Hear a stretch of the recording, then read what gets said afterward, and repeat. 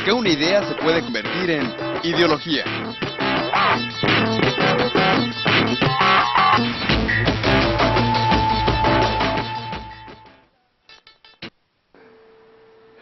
Bien, buenos días, estamos como costumbre en el programa Ideología, en donde la empresa se expresa. Estamos ahora ya a diciembre, estamos el 5 de este mes, el primer miércoles, el primer programa de diciembre, ya en esta recta final de 2012, con todas las profecías, ¿no? De cambios de sexenio, la profecía maya, en fin, tantas cosas. Y bueno, también tenemos a un invitado especial el día de ahora, con un tema que está en boga, que se acaba de publicar en el oficial de la Federación, una reforma que tenía más de 41, 42 años de haberse promulgado, esta Ley Federal del Trabajo, que parecía que no se iban a poner de acuerdo, pero a fin de cuentas como que se acordaron que ya lo habían negociado seguramente, y lo propusieron antes de que se diera el traspaso pues del sexenio, y es así como tenemos un tema que es precisamente la reforma laboral, una reforma que viene a dar pues un aliciente, un cambio, sobre todo el hecho de que se haya aceptado después de 42 años un cambio a esta ley que parecía inamovible, cuando tenemos un mundo que prácticamente es distinto día con día. La competitividad, la globalización, la comparación, las inversiones, todo está en juego, no podemos quedarnos atrás. A mí la verdad me da mucho gusto que hayamos dado este primer paso, porque estarás de acuerdo, y te presento, aprovecho, Ignacio Avilés. Doctor, muchas gracias por permitirme venir a charlar contigo, con tu público. Muchas gracias por permitirnos entrar a sus hogares y compartir esto que creo que es importante, y como me dices, muy en boga, muy moderno. Hay que ponernos las pilas, hay que actualizarnos, ¿verdad? Y muchas gracias por la invitación, que nos da la oportunidad de venir a compartir un poco de esto, ¿no? Así es, nos encontramos mejor conocido como Nacho Avilés, ¿verdad? Así por todos es. ustedes. Nacho para los amigos. Nacho para los amigos, así es. Y para los que no también. Y también, ¿verdad? En donde nos encontramos ahí en un pasillo de un desayuno de Coparmex, un desayuno empresarial la semana pasada. Y bueno, le comentaba, oye Nacho, ¿por qué no me acompañas? Si sirve que platicamos de la reforma laboral, y también felicitarte a ti y a los miembros de tu despacho por ese 50 aniversario, ¿no? Sí, muchas gracias. Andamos festejando el camino hacia los 50 años, y andamos queriendo hacer algunos festejos, algunas conferencias y todo en los próximos meses, y viniendo este tipo de programas y todo, de alguna manera para esos 50 años poder devolverle algo a la comunidad de lo que hemos compartido, ¿no? Así es, y sabemos que vamos a tener un programa muy interesante. Recordemos, estamos en el canal 44120 de cable, estamos por internet, micanaltv.net, también por radio 1120 de AM y 344 de Time Warner en todo el Valle Imperial. Teléfonos en cabina 5605-55. Estamos completamente en vivo para que ustedes puedan interactuar con el invitado de ahora. Y recuerden, el tema es reforma laboral. Platícanos, Nacho, ¿cómo se dio todo esto? Porque hubo jaloneos, hubo sombrerazos, negociaciones, abajo de la mesa, arriba de la mesa, acuerdos, desacuerdos, y llegó un consenso medio desconsensado, y tenemos una reforma. Sí, bien lo explicabas hace unos momentos, doctor. Fue un proceso espinoso, largo. Efectivamente, la Ley Federal del Trabajo antes de esta reforma databa de 1970. Después hubo una reforma procesal en 1980 y finalmente reglamentaria del apartado del artículo 123 constitucional, que prácticamente no ha sufrido alguna reforma, algunas mínimas, desde que fue promulgada la Constitución en 1917. Hace casi 100 años de la promulgación de la Constitución, de nuestra Carta Magna, y había sido una novedad para el mundo que México adoptara en su régimen constitucional el derecho social y establecer los derechos mínimos y ciertos privilegios para lograr el equilibrio entre los factores de la producción. En la época pre-revolucionaria pues había un descontento social, en el sentido de que de que el capital y el trabajo había un abismo, se convertían en ciertos abusos y era necesario legislar. Y se tomó la decisión de llevarlo como norma básica y fundamental. Y de ahí nace pues la Ley Federal del Trabajo, que desde 1970 como un documento sagrado para los factores de la producción, no había sido modificado. Fíjate, curiosamente la única modificación así conocida por todos es la que fue en el 2006, 2007. Lo más curioso es que nos pusimos de acuerdo cómo descansar, o sea, en vez de cómo ser más productivos, nos pusimos de acuerdo que había que descansar los fines de semana largos. Entonces esa era la única reforma que había habido, y la verdad es que pues nos daba pena a todos los que habíamos de alguna manera participado desde la Coparmex, esto nace en 1995, cuando la Coparmex emite el documento de la nueva cultura laboral y se sienta y Carlos Abascal, en aquel entonces presidente nacional de la Coparmex, suscribe un documento, un acuerdo con Fidel Velázquez, el líder de la CTM, para establecer algunos principios para avanzar a la nueva cultura laboral. Y ahí empieza, pero evidentemente se fue entrampando, había algunos acuerdos. Y esta reforma que por fin se dio y que fue publicada el día 30 de noviembre, el último día del mandato del expresidente Felipe Calderón, no es la reforma deseada, hay que así decirlo, pero fue la posible. Y es un buen comienzo para saber que se pueden romper esquemas, que hay que modernizar la ley, porque después de tantos años el mundo globalizado requiere de ajustarse para incentivar la generación de empleos que México tanto necesita. Ya no vamos a decir cómo nos califica la OCDE en estos rubros de la productividad, ¿no? Y estamos perdiendo lugares en la escala de los países de la OCDE y incluso en el escalafón del Banco Mundial también, y era necesario pues generar una modernización de y aunque no fue lo posible, pues es lo que está y sobre ella hay que trabajar, ¿no? Tenemos, como bien mencionas, una reformada ley del trabajo, en donde tenemos nuevos esquemas de contratación. ¿Nos platicas un poquito de estos, Nacho? Fíjate que eso es quizás lo que el sector empresarial más estaba buscando, tratar un poco de flexibilizar la contratación. Y hago aquí un paréntesis antes de explicar en síntesis en qué consistió esos nuevos esquemas de contratación. Yo he visto comentarios de alguna gente, algunos partidos políticos han agarrado como bandera de que para atrás la reforma laboral, a que afecta a los trabajadores. En realidad, el producto final de la reforma beneficia a los trabajadores, todavía más de lo que ya la beneficiaba. O sea, no hay ningún esquema que pueda perjudicar a los trabajadores. Se le reconoce más derecho a capacitación, se incluyen figuras como trabajo digno, trabajo decente, más derechos y condiciones de trabajo para las madres trabajadoras, la no discriminación por razón, o sea, el descanso paternal, ¿no? Así es 5 días, por ejemplo, con goce de sueldo, sí.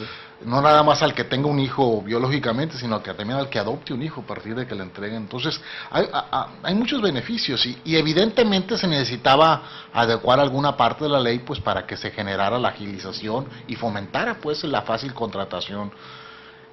Y así, dentro de todo este esquema, tradicionalmente la contratación antes de iniciar la reforma era contratos por obra o tiempo determinado y contratos por tiempo determinado. Generalmente la contratación es por tiempo indeterminado. Eso no cambia, o sea, sigue siendo la regla general con la reforma.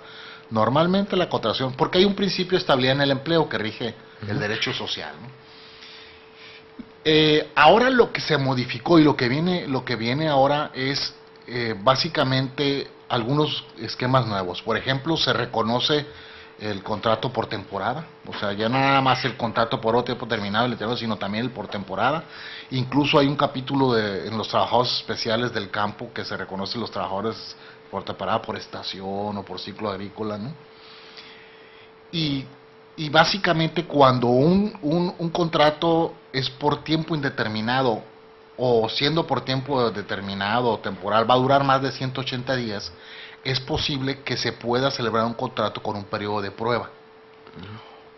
y es posible que se pueda celebrar un contrato por capacitación inicial. Son esos dos esquemas.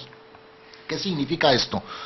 Los patrones pueden contratar a gente, sobre todo va dirigido a los jóvenes, a las amas de casa. Puede contratar por un periodo de 30 días, que se puede prolongar hasta por 180 días en caso de gerentes, administradores o personas que ejerzan funciones de dirección y administración en la empresa, o servicios muy especializados, ¿no? Pero la regla general para el normal del trabajador el obrero es de 30 días. Si al concluir esos 30 días el trabajador no demuestra tener las aptitudes y los requisitos para lo que el puesto inherente requiere, a juicio del patrón podrá prescindir sin pago de ninguna indemnización.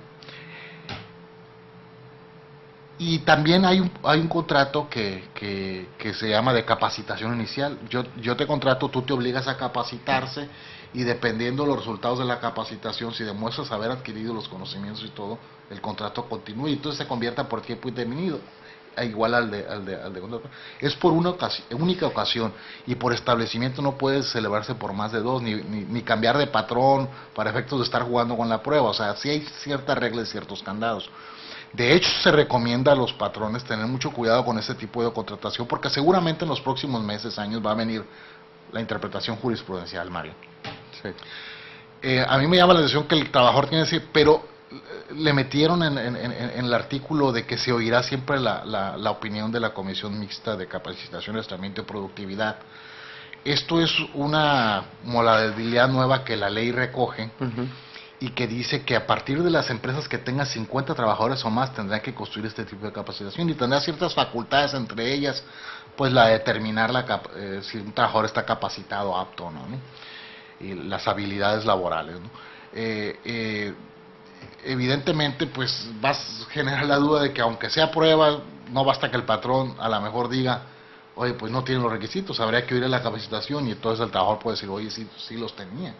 Entonces se inicia un juicio para determinar si el prescindir de los servicios de esa prueba o no. Entonces sí se quedan ciertos recovecos de interpretación que hay que estar muy atentos, y hay que ser cautelosos, hay que acudir a sus asesores legales para que se pueda planear esto de una manera adecuada, ¿no? ¿Quiere decir esto, Nacho, que todos aquellos empresas que son o que tienen una planta laboral menor a 50 trabajadores, que no están obligadas a tener esta comisión de productividad y capacitación, quedaría al arbitrio de del sentimiento del patrón? Fíjate, no lo dijiste tú, pero ahí está la primera interpretación. ¿Sí? Yo así lo leo también, Mario. O sea, mira, dice que se irá a la comisión de capacitación, pero esto es una obligación nada más de 50 euros. O sea, quiere decir que que las empresas de menos 50, pues bastará que el patrón diga que no.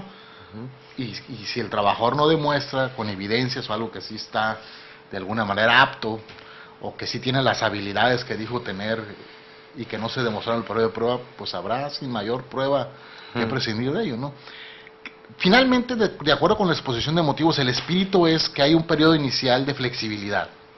O sea, demuestras que te quedas y todo, y eso incentiva que el trabajador pues se capacite más. O sea, de alguna manera es un esquema para permitir que los jóvenes entren. Se rompe con ese círculo vicioso de que soy joven, nunca he trabajado, y necesito capacitación, pero no puedo tener capacitación porque no me das trabajo, entonces no puedo acceder. Entonces, con ese esquema se trata. Eso no afecta a los trabajadores, en mi opinión. Hay que tratar de romper un poco el esquema mental, sí. Porque si va a ser el periodo de 30 pruebas, el trabajador que quiera preservar su trabajo, pues se va a tratar de capacitar, de tratar de demostrar. Entonces eso vamos a tratar de tener una nueva actitud, que al final de cuentas para la productividad es lo que se busca, una nueva actitud, la nueva cultura laboral para asumir a la productividad, para una mayor... Y la productividad no solo beneficia a los patrones, también beneficia a los trabajadores, o sea, la empresa que está compuesta por el capital y la fuerza productiva, ¿no?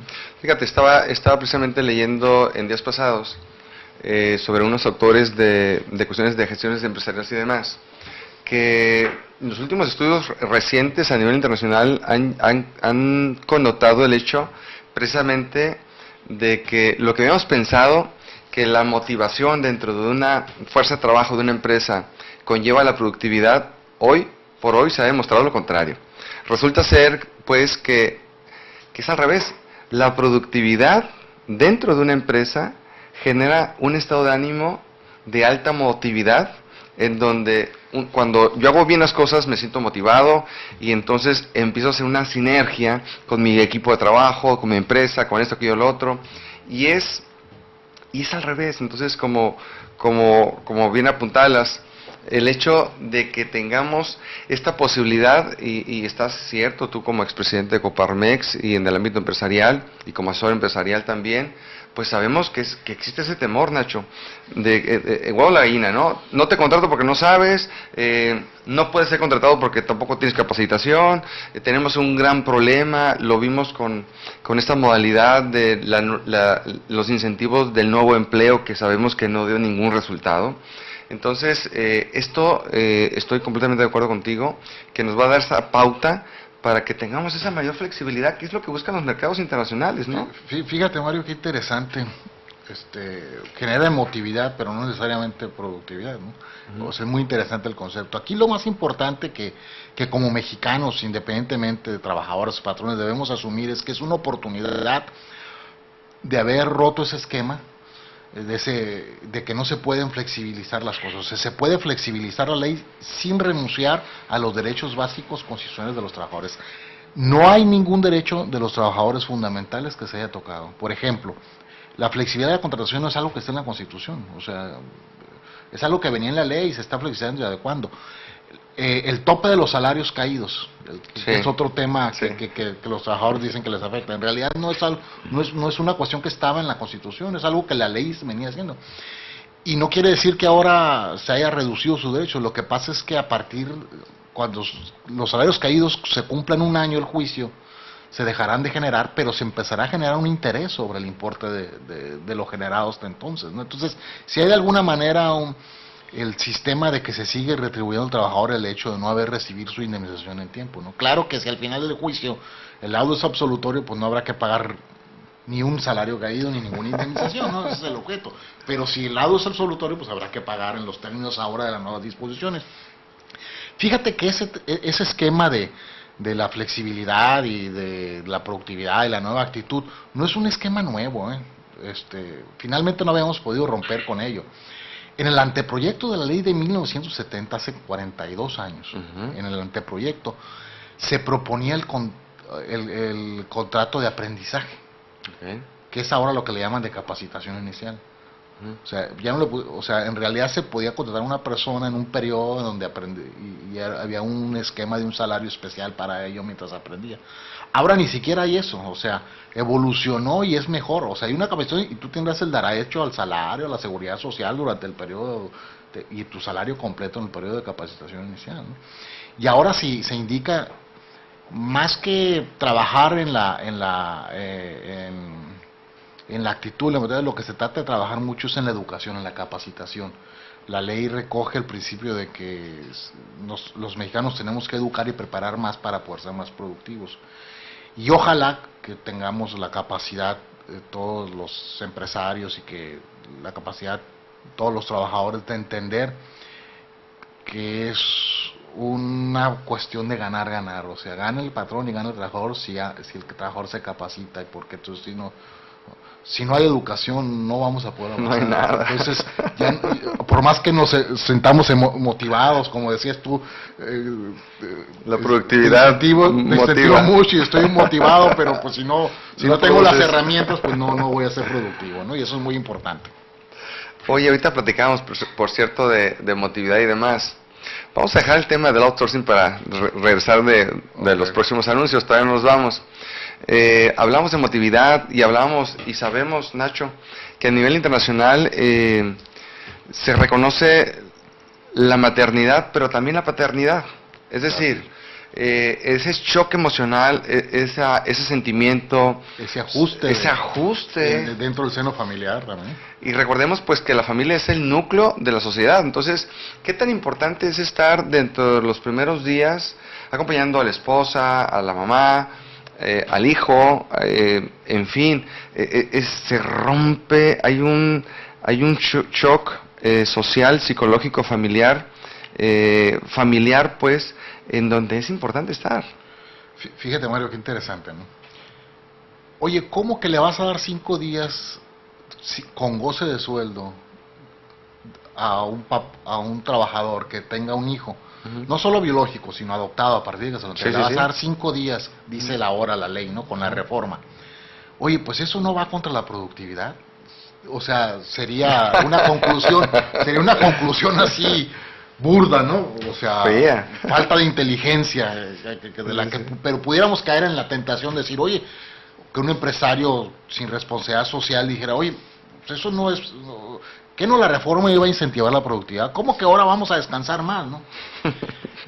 Lo que pasa es que hay que tener muy claro que la reforma lo que busca también es adecuar las relaciones de trabajo a los pactos internacionales en materia de trabajo digno. Se acoge en la reforma ahora el trabajo digno y decente. Y bien decías, si la familia es el núcleo de la sociedad, ¿para qué queremos empresas? ¿Para qué si las familias las vamos a tener despedazadas? Entonces, tenemos que a partir de reconocer que tenemos que dar herramientas a los trabajadores para que en su familia tengan espacios y tengan esa adecuación. Cuando nace un hijo, pues es un momento ahí de que hay que tener ajustes desde el punto de vista biológico, en tiempos, en lactancia, en muchas otras cosas, y creo que es lo que hace ahora la ley, es reconocer eso dentro para apoyar el núcleo. Me parece que es una buena decisión. Pudiéramos caer en la tentación de descalificar y decir, oye, pues son más cargas a las empresas, porque la ley, ese es otro tema que vamos a platicar si nos los permitimos, es que lo que sí va a resultar es que hay más cargas, no solamente en sanciones, sino en obligaciones para las empresas. Y bueno, pues hay que asumirlo porque pues queremos más productividad, ¿no? Bueno, de esto y mucho más vamos a platicar después de unos breves cortes comerciales. No se vaya, regresamos con el escabroso tema del outsourcing. Ideología, comentando las ideas, en un momento regresamos.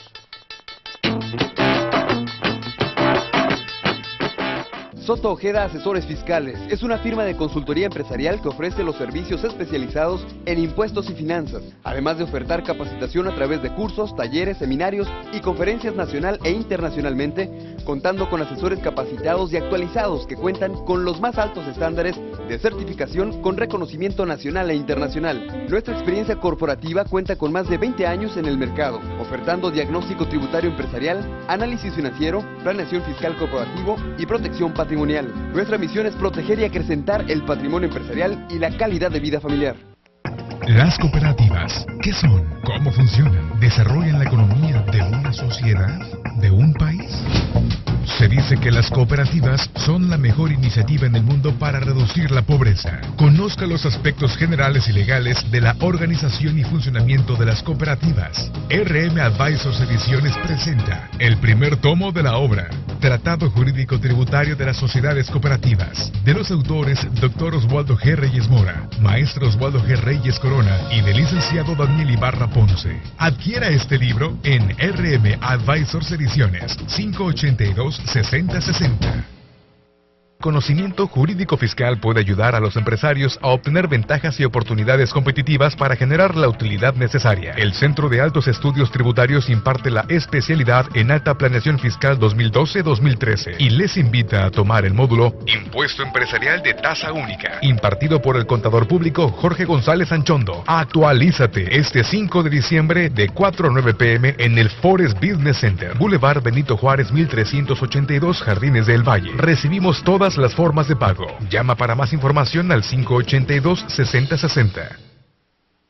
RM Advisors Ediciones lo invitan a que adquiera su nueva obra titulada Asociación en Participación, de los autores Dr. Oswaldo G. Reyes Mora y el maestro Oswaldo G. Reyes Corona. En esta obra, los autores estudian y develan los puntos medulares de una destacada figura jurídica, la Asociación en Participación, reconocida como una de las más idóneas para hacer crecer los negocios y los aspectos comerciales que atañen a los mismos. Adquiere este libro ahora mismo llamando al teléfono 582-6060. Incluye comentarios de alta planeación fiscal de los maestros Reyes Mora y Reyes Corona. Una obra más de RM Advisors Ediciones. A quienes le representa un problema la planeación fiscal corporativa o el desarrollo de estrategias fiscales con ahorros financieros importantes, les tenemos noticias de quienes brindan soluciones. RM Grupo Empresarial. Son contadores públicos, abogados y doctores en Derecho Tributario, cuyo objetivo es el de mejorar el uso del recurso humano y financiero, así también el de lograr el más bajo impacto fiscal. RM Grupo Empresarial, brindando soluciones. 582-6060. Está usted en Ideología, comentando las ideas. Regresamos.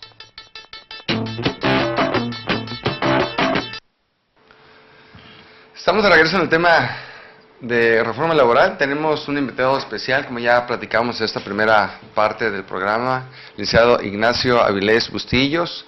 Hemos platicado ya de lo que es los antecedentes de esta reforma laboral, cómo se dio, lo escabroso que ha sido, los temas del descanso, post-paternal diría yo, y los temas de los nuevos esquemas de contratación, ya sea prueba, de capacitación, esta comisión de productividad y de capacitación también, con más de 50 trabajadores. Y dejamos para regresando de estos cortes comerciales precisamente el tema del outsourcing. Ahora me levanté y dentro de la información que abunda en las redes sociales, en los medios de comunicación vía internet, precisamente me llegó una información que destaca precisamente fíjate Nacho, hace un año que se hizo un estudio con relación a las empresas de trabajo en la modalidad que sea, ¿no?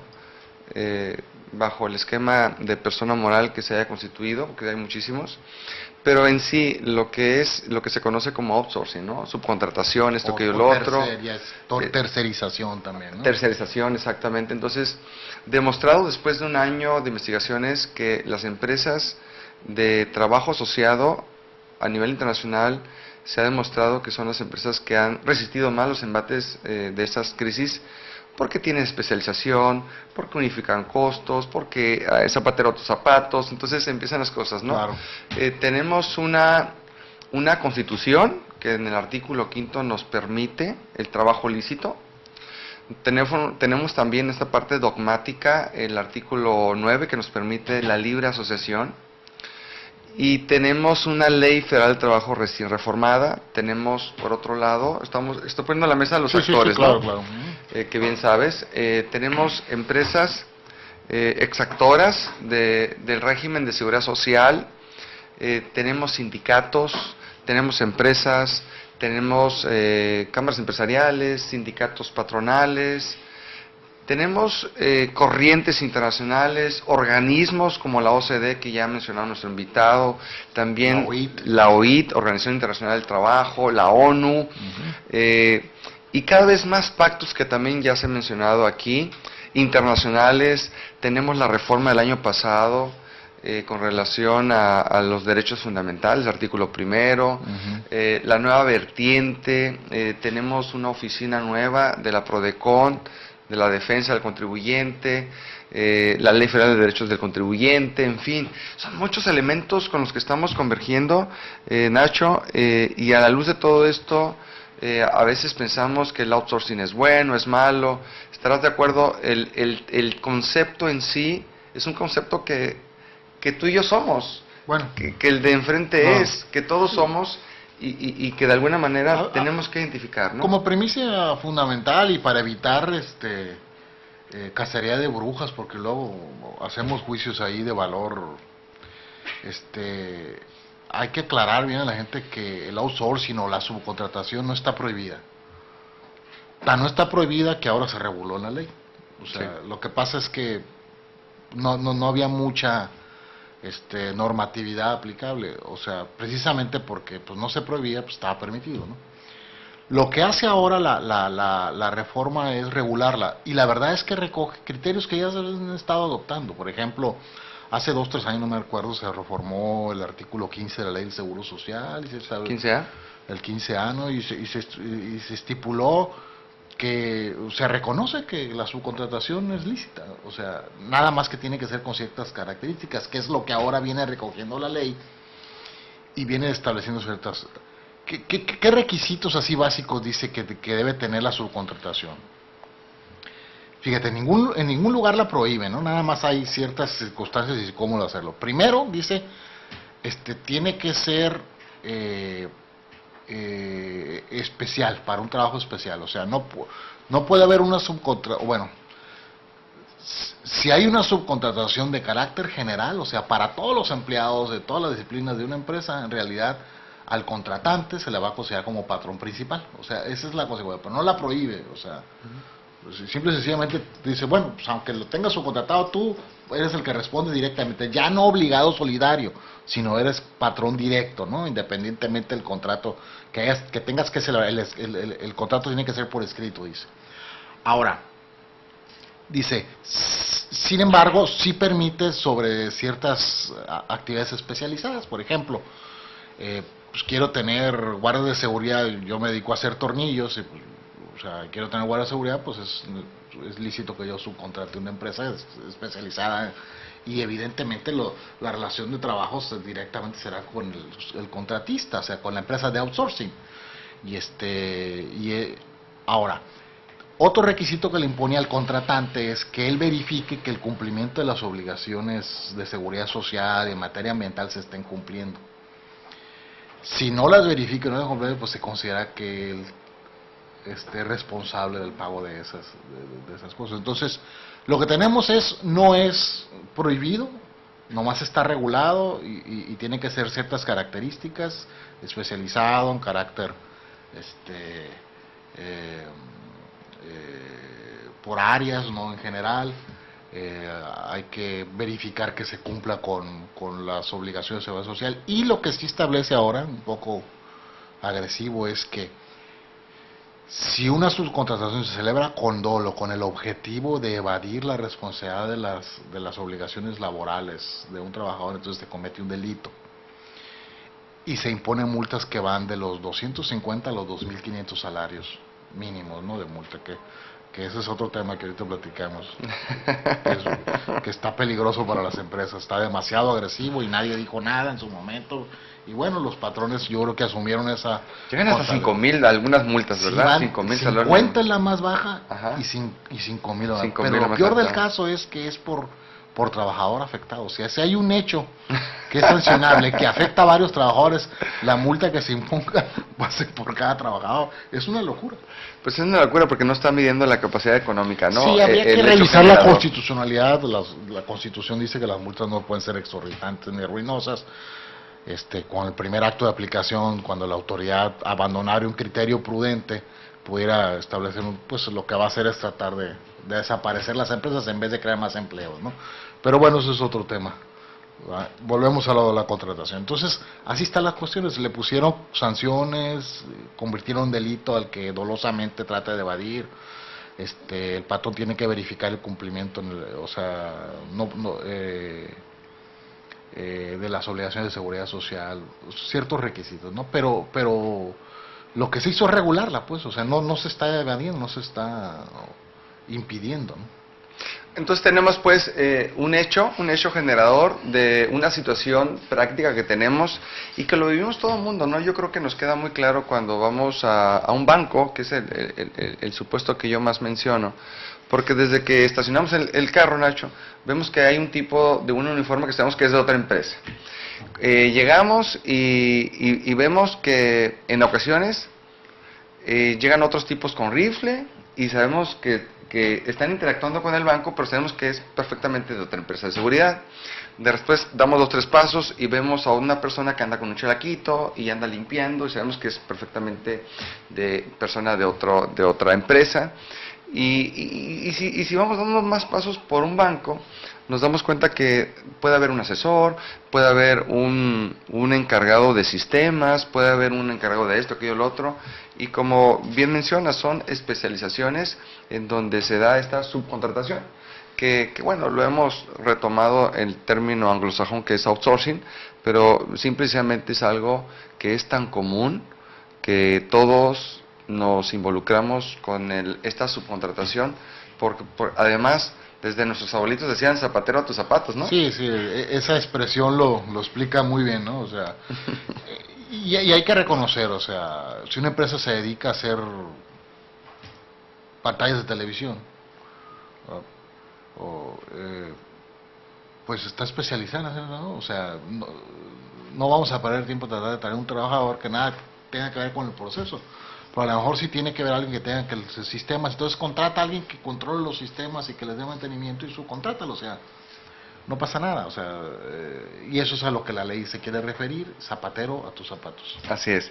Bueno, regresando a estos breves cortes comerciales, vamos a platicar un poquito de las nuevas causas de rescisión, algo que tenga que ver con hostigamiento, acoso sexual, también falta de documentos. De esto y más nos va a platicar nuestro invitado del día de ahora, Ignacio Vélez. Ideología, comentando las ideas, en un momento regresamos.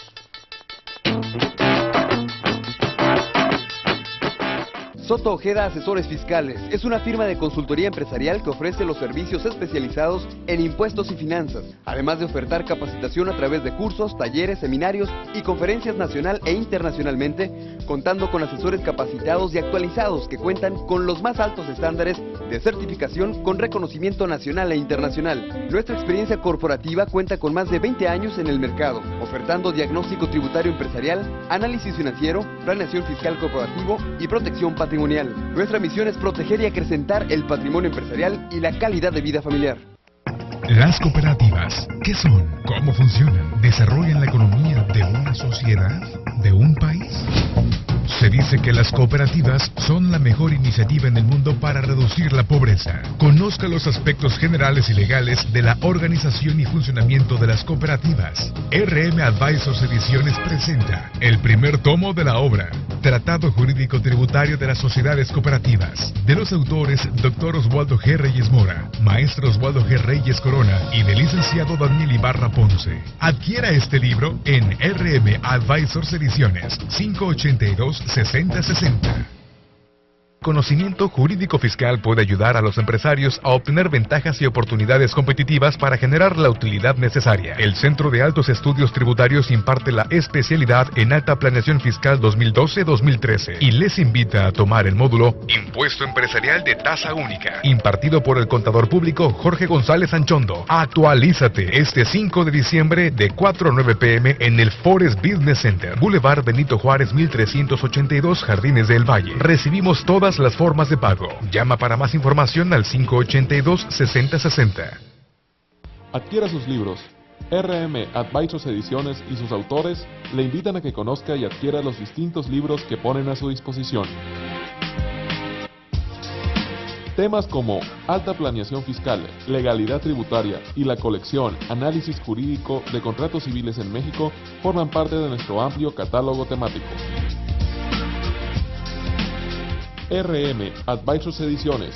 Ventas al teléfono 568-2693. RM Advisors Ediciones lo invitan a que adquiera su nueva obra titulada Sociedades Mutualistas, de los autores Dr. Oswaldo G. Reyes Mora, Maestro Oswaldo G. Reyes Corona y licenciado Daniel Ibarra Ponce. En esta obra los autores realizan un análisis de la sociedad mutualista bajo la óptica de las regulaciones vigentes de algunos estados de la República Mexicana para conocer las virtudes y los alcances de la constitución de este tipo de asociaciones. Adquiera este libro ahora mismo llamando al teléfono 582-6060. Incluye comentarios de alta planeación fiscal, reflexiones sobre economías de opción de los maestros Reyes Mora y Reyes Corona. Una obra más de RM Advisors Ediciones.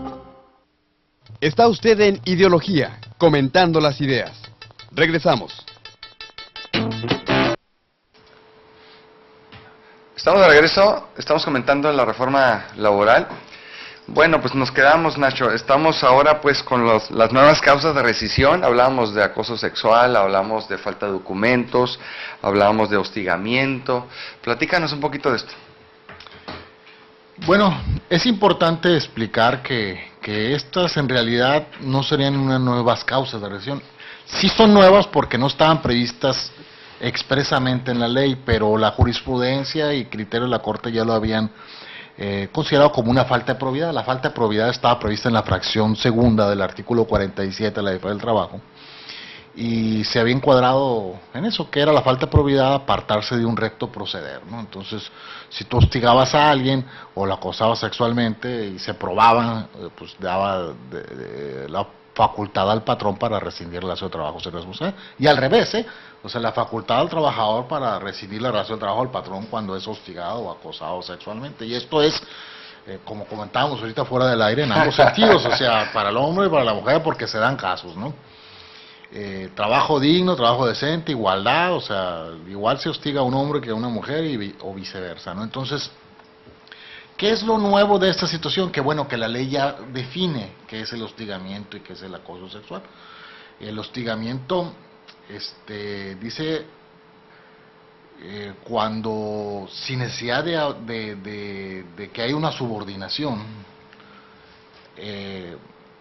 directa, o sea, basta que una persona tenga una posición de alguna manera jerárquica sobre un compañero y lo presione para que mentalmente lo disminuya y eso impida que desempeñe bien su trabajo con algún objeto de volverlo improductivo y lograr su rescisión o algún otro derecho no ético, de alguna otra consecuencia no ética, ¿no? Entonces, eso es hostigar a una persona, presionarla, psicológicamente, mediante ciertos actos o omisiones para lograr manipular su voluntad o afectar su emotividad, ¿no?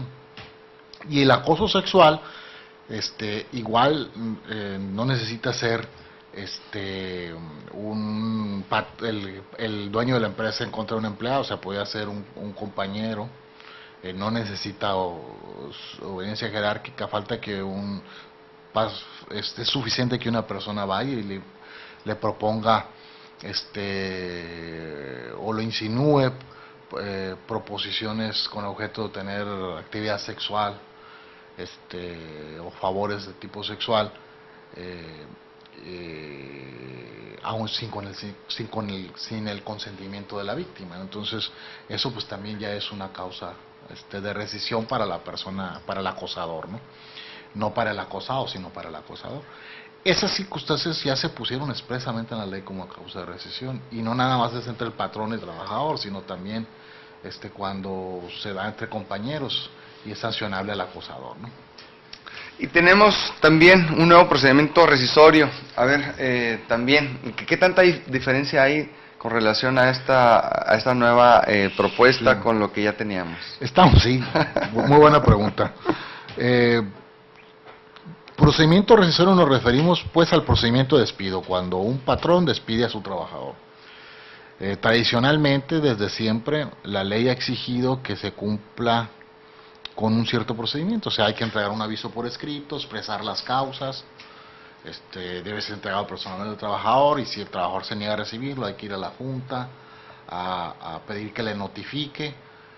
Pues todo eso está igual, no cambió, aunque la redacción cambia y se intentó de alguna manera flexibilizar el procedimiento, aclararlo. En realidad, el producto final es que la Corte lo va a interpretar como lo venía interpretando.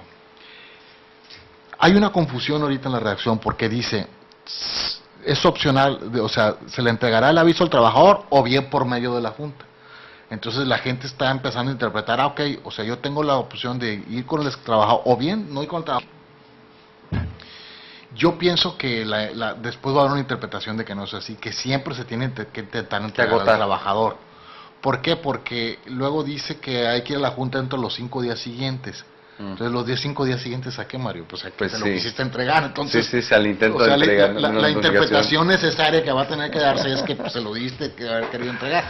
Y todo eso ya estaba por interpretación jurisprudencial. Lo que está pasando es que ahora se está poniendo en la ley. Entonces, la recomendación es que primero se le intenten entregar al trabajador. Si el trabajador lo recibe y lo firma y hay constancia de la entrega, pues ya no es necesario ir a la junta. Si no lo recibe, hay que ir a la junta. La gran diferencia de esto es que cuando empieza a correr el plazo de prescripción. Antes se lo querías entregar, él se negaba, pues empezaba a correr el plazo de prescripción y ya tú ibas a la junta para que quedara constancia de que quisiste entregar y no quisieras manipular después de que no, yo se lo quise entregar. Y se te pasaban los 5 días y aunque demostraras que se lo quise entregar, ya era despido justificado. Ahora Es igual, pero la diferencia es que al momento en que la Junta le entregue personalmente el aviso, entonces a partir de ahí se va a empezar a contar el plazo de prescripción. El trabajador tendrá 2 meses para demandar su despido injustificado, ya sea la reinstalación o el pago de la indemnización, y el plazo de esos 2 meses empezará a contar a partir de que se le entregue personalmente, no a partir de que se lo quisiste entregar y se negó, sino a partir de que realmente lo reciba. Entonces eso no es una flexibilidad de procedimiento, en realidad es un derecho más para el trabajador y le da más plazo para, en términos reales, para, no se cambió el término de prescripción, pero lo que se cambió es el término, la forma de computarlo, ¿no? Entonces yo por eso digo que a veces trabajadores no se crean cuando digan que la reforma de la ley les afectó, al contrario, hay muchos derechos que les beneficia y que se reconocen y que se adoptan y que vienen a aclarar algunas lagunas que existían y que consolidan sus derechos, ¿no? Oye, en cuanto a la representación en juicio, ¿es obligación ser abogado? Fíjate que hasta a partir del lunes sí, o más bien a partir del sábado para representar a alguien en juicio, ¿no? Laboral, ¿no? Antes de la reforma, un trabajador podría ser asesorado por cualquier persona, o sea, no necesitaba ser licenciado en Derecho, la persona que lo patrocinaba, que se constituía como apoderado y lo representaba en juicio, ¿no? Esto originaba que algunas personas que no habían cursado la carrera de leyes ni el estudio de Derecho, pues estuvieron por asesores. ¿Por qué? Por la praxis, por la experiencia. No me gusta usar el término, pero les llaman a veces algunos coyotes, incluso andaban ahí tratando de asesorar, entonces tratando de profesionalizar un poquito para que el trabajador tenga más sólidos su representación y sus derechos sean respetados. Se está incluyendo la modalidad de que el asesor del trabajador de la empresa tiene que ser licenciado en Derecho. Seguridad jurídica, ¿no? Sí, claro, es una asesoría más profesional, más completa, le trata de dar mayores garantías a los trabajadores. Y bueno, pues en el caso de los empresarios, pues también tiene que ser en todo caso asesorado. O sea, ahora aplica lo que aplicaba en otras materias, en materia civil, mercantil. La profesionalización, la especialización y todo, ¿no? Que tienes que tener, que esa asesoría tiene que ser por medio de un profesional del derecho con un título legalmente expedido y reconocido por la Federación, por la Secretaría de Educación Pública, ¿no? Entonces sí se requiere que la representación ahora esté profesionalizada y de hecho los procuradores auxiliares del trabajo, o sea que son los defensores de oficio en materia laboral y personal de la Junta Jurídico, en los transitorios de la ley les da el plazo de 5 años para que obtengan su título. Okay. O sea, porque hay procuradores auxiliares, como no se tenía ese requisito, que en la praxis, o pasantes que no se habían titulado, o con carrera trunca, pues que con la práctica ya habían llevado los derechos del trabajo en la universidad, pero no alcanzaron a salir. O sea, había hay ejemplos en las juntas, cada vez menos, pero lo hay, con las procuradoras del trabajo que establecen ahora la obligación de un plazo para que lo hagan. Los transitorios de la ley es uno de los plazos que establece para ello.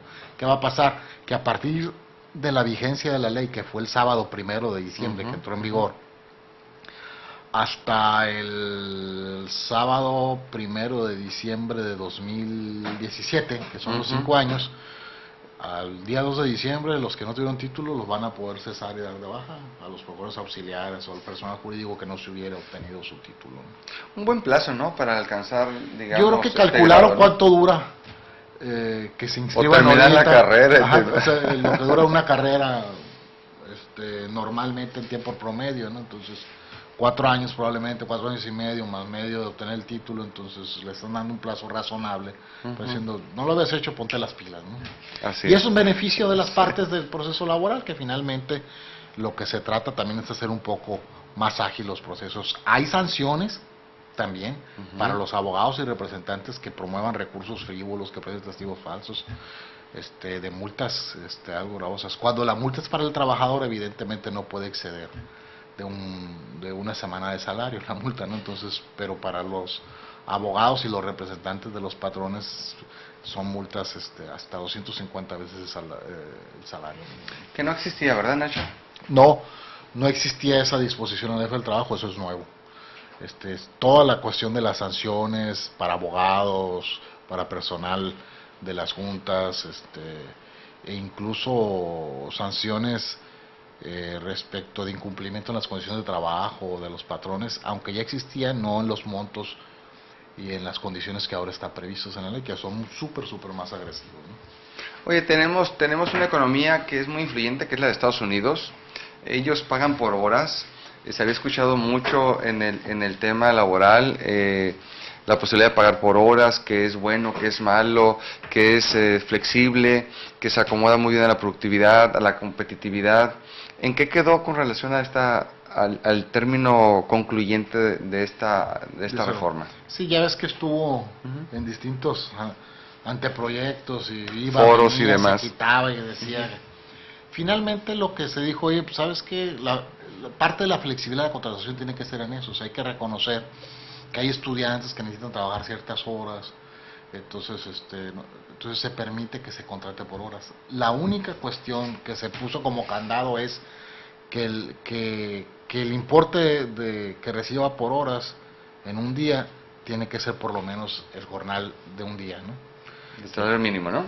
Así es. Bueno, dice el jornal de un día. Jornal no de dice un salario día. mínimo, habría que ver. Bueno, habrá la que gente ver. lo ha interpretado como un salario mínimo, Ajá. pero no dice salario mínimo. Y si Dice no el dice, no jornal dice. de un día, ¿no? O habría que ver qué puesto tendría equivalente a alguien con el jornal diario y el salario de ese día asignado, pero son errores de redacción que van a tener que irse aclarando con la interpretación de los tribunales de la Federación, ¿no? Desgraciadamente. Bien, estamos llegando al término de este programa. Tenemos nada más ya 2 minutos, Nacho, para que, a manera ya de comentarios finales, de conclusiones, yo quisiera que nos dieras a lo mejor un minuto con relación a esta ideología, porque nuestro programa se llama así precisamente ideología, donde la empresa se expresa, y que sabemos que la fuerza laboral es el capital humano, es un elemento, yo diría, el más importante dentro de cualquier empresa, porque no se puede manejar sola ninguna empresa. En el ámbito concluyente de tu estudio, de tu enfrentamiento con relación a esta nueva reforma que nos pone en un contexto internacional con buenos ojos, ¿qué le dirías a un trabajador y qué le dirías a un patrón? A ambos, al mismo tiempo, les diría, la empresa es un barco, Bien. Todos vamos en el mismo. La empresa no es el patrón, la empresa es la suma, como bien decías, del capital más la fuerza productiva. El capital no es posible que genere dividendos, utilidades sin la fuerza productiva, entonces hay una sinergia que debe conectarse y que es necesaria para que México pueda avanzar. Al trabajador en lo particular le diría, esta es una oportunidad para comprender que la capacitación, la educación y la buena actitud en el desempeño de relaciones de trabajo te va a ascender a mejores niveles de vida en lo personal y vas a contribuir a que la empresa a la que tú perteneces, a la que eres parte de la misma, sea más productiva y eso pueda significar un escalón para mejores condiciones futuras y para mejor calidad de vida. Al patrón le diría, esta es una oportunidad para asumir una nueva actitud, arriesgar más el capital, tratar de fomentar más el crecimiento de las empresas y platicar mucho con su gente desde el punto de vista de motivación, decirle que la ley del trabajo no es un arma, no es un argumento del gobierno ni del sector privado para desconocer, sino al contrario, lo que se trata de regular la forma en que deben desempeñarse los trabajos y la inversión de los capitales para acceder a mejores condiciones de vida. Esto es México y México somos todos y tenemos un compromiso histórico después de casi 100 años de que se promulgó nuestra Carta Magna para asumir en el contexto de globalización, en el marco mundial, la competitividad que tenemos que mejorar, ¿no? Y subir esos escalones que estamos muy mal. La OCDE dice que en este rubro ocupamos el lugar 98 de 114 países y eso, señores trabajadores, eso, señores patrones, nos califica muy mal, tenemos un compromiso que asumir. Bien, es así como llegamos al final, el término ya de este programa en donde la empresa se expresa, programa de ideología. Ha sido un placer tenerte, Nacho, en esta primera ocasión. Muchas gracias por invitarnos, muchas gracias a la gente por permitirnos entrar a sus hogares. te comprometemos a que vengas en algún próximo inmediato. Yo soy encantado, aquí estaremos platicando, por platicar. Pues nomás al otro invítame un cafecito, pero está bien, no pasa Pues nada. sí, ¿verdad? Aquí nos tienen las secas, es cierto. Claro que sí, claro que sin sí. Café, Hay muchos temas. sin café, con café, aquí estamos. Yo ni tomo café, es broma. Aquí estamos, sería un placer, mucho gusto. Adelante. Encantado, claro que sí. Y felicidades por los 50 años de Hoyos y Avilés. De Hoyos y Avilés, muchas gracias, hacia allá vamos. Gracias, nos vemos la próxima semana con más de La Empresa Se Expresa. Gracias.